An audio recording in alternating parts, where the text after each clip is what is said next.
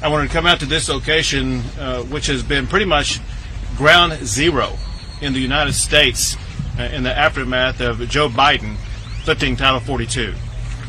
Many people can remember that on the night that Title 42 was lifted and in the ensuing days, the riverbank right behind me was a location where migrants repeatedly tried to enter the United States illegally. And there was only one thing that caused them to not enter illegally, and that's because of the Texas National Guard, the Texas Department of Public Safety, building the barriers that were needed to prevent people from entering, and then having the personnel behind those barriers to ensure that no one would enter.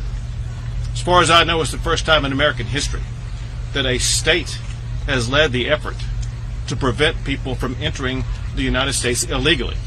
Let's be clear. That's the job and the responsibility of Joe Biden and the federal government. There's only one reason why people were trying to enter illegally in the first place, and that's because they perceived the permission by the Biden administration to enter.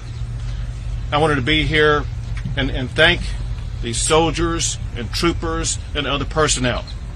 Texas was able to secure the border and prevent people from entering illegally only because of their unprecedented effort in a challenging terrain and sweltering conditions, and they were up to the task.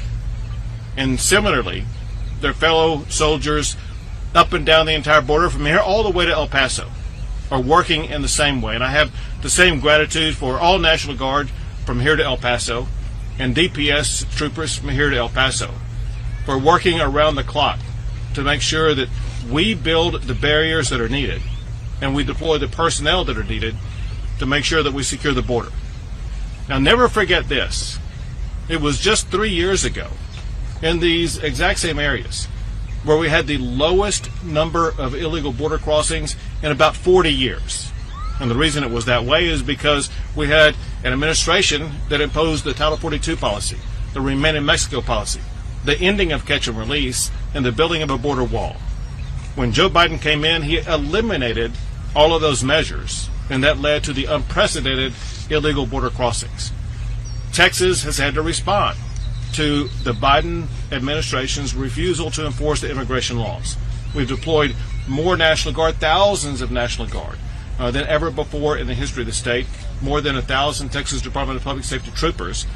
They have turned back tens of thousands of people who are trying to cross the border illegally.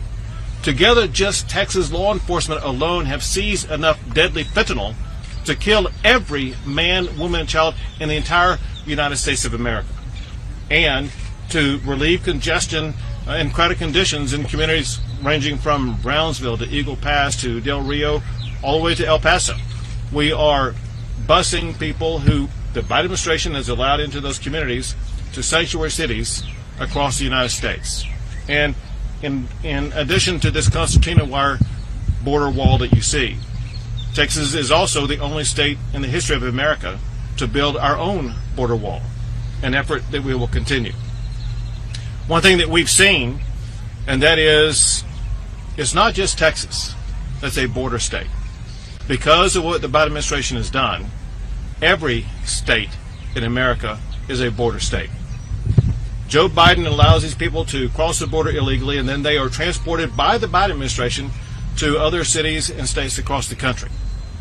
Governors of those other states recognize that they are not going to be able to deal with the chaos caused by Joe Biden in their own states.